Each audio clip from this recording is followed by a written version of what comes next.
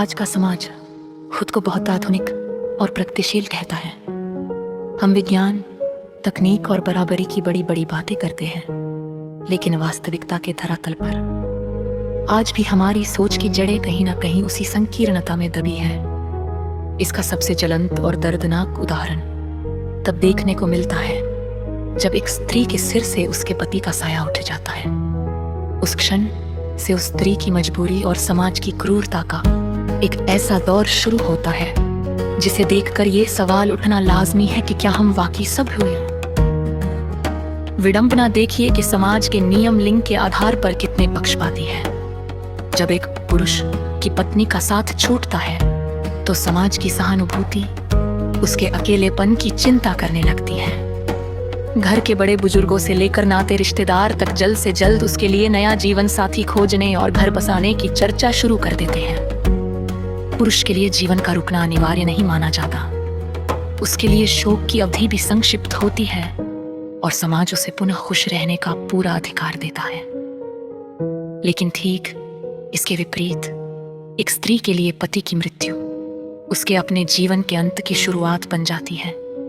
समाज उसे एहसास दिलाता है कि पति का जाना कोई प्राकृतिक घटना नहीं, बल्कि उसका अपना कोई गुनाह है जिसकी सजा उसे ताउम्र काटनी होगी। यहाँ एक बड़ा और गंभीर सवाल ये उठता है कि आखिर किस ग्रंथ या शास्त्र में ये लिखा है कि पति के चले जाने के बाद पत्नी अमंगल हो जाती है? किस धार्मिक किताब में दर्ज है कि ईश्वर एक विधवा की पूजा स्वीकार नहीं करते या उसका चेहरा देखना अपशकुन है? वास्तविकता तो ये है कि किसी भी पवित्र ग्रंथ में स्त्री को इस तरह अपमानित करने का विधान नहीं है। ये केवल समाज की घड़ी हुई एक खोखली मानसिकता है जिसे हमारी आज की पढ़ी लिखी और आधुनिक कहलाने वाली पीढ़ी भी बिना सोचे समझे ढो रही है। ये अंधविश्वास कि एक विधवा के कदम किसी के घर में पड़ने से कल आता है या वह मांगलिक कार्यों के योग्य नहीं रही, हमारी बौद्धिक कंगाली का सबसे बड़ा अरमान है। आज की स्त्री निस्संदेह बहुत एडवांस और आधुनिक हो गई है। वो अपने हक के लिए खड़ी हो रही है और इन पुरानी बेड़ियों को नकार रही है। लेकिन हमें इस भ्रम में नहीं रहना चाहिए कि सब कुछ बदल गया है। सच तो ये है कि आज भी अगर भेदसत महिलाएं स्वेच्छा से अपनी शर्तों पर और सम्मान के साथ जीवन जी पा रही हैं, तो आज भी उन्हीं पुरानी रूढ़ियों और सामाजिक बेड़ियों में जकड़ी हुई है। जो महिलाएं हिम्मत दिखाकर इन बंदिशों को नहीं मानती, समाज आज भी उनके लिए गलत सोच रखता है। उनके चरित्र पर उंगली उठाना और उन्हें अमर्यादित घोषित करना समाज का सबसे आसान हथियार बन गया है।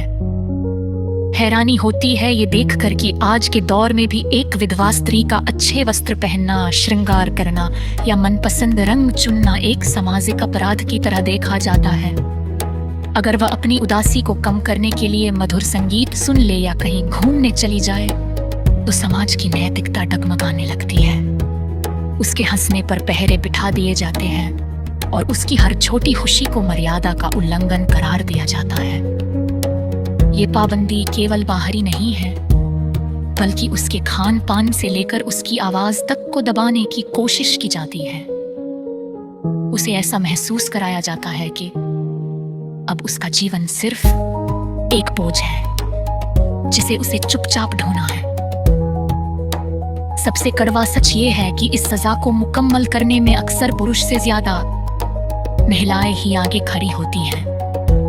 एक सौभाग्यवती स्त्री जब किसी विधवा को थोड़े भी अच्छे रूप में देखती है तो सहानुभूति की जगह उसके नजरों में संदेह और आलोचना के भाव भर आते हैं। वो भौतिक स्त्री होकर भी दूसरी स्त्री की खुशियों की सबसे पहले दुश्मन बन जाते हैं। जिस औरत ने अपना पूरा जीवन परिवार के नाम पर दिया, उसे अचानक अलंकार और भिक्षुकों का दर्जा दे दिया जाता है।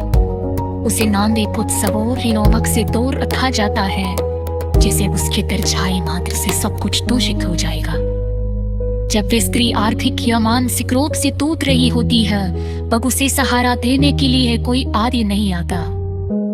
लेकिन जैसे ही वह अपने सजा को स्वीकार करने से इनकार करके रहे और अपने आत्मसम्मान के लिए बाहर निकलती है, पूरा बुंदा उसे ताने मारने और अपमानित करने के लिए एक चौक हो जाता है। उसे ये महसूस कराया जाता है कि उसका जीवन अब केवल दूसरों की सेवा और सादगी की मांग करके भी सजा मात्र है। हमें स्वीकार करना होगा कि बदलाव केवल ऊपरी पहनावे या तकनीक से नहीं आता, बल्कि बदलाव कब आता है जब हम एक स्त्री को उसकी पति की पहचान से एक विवेक स्वतंत्र मनुष्य के रूप में देना शुरू करें, या उसका अस्तित्व महज एक सिंदूर तक सीमित था, क्या उसे अपनी शर्तों पर जीने, मुस्कुराने और खिलने का हक नहीं है। बुद्धि का जाना तुक का विषय हो सकता है, लेकिन इसे सजा में बदलती ना सनासर का न्याय है।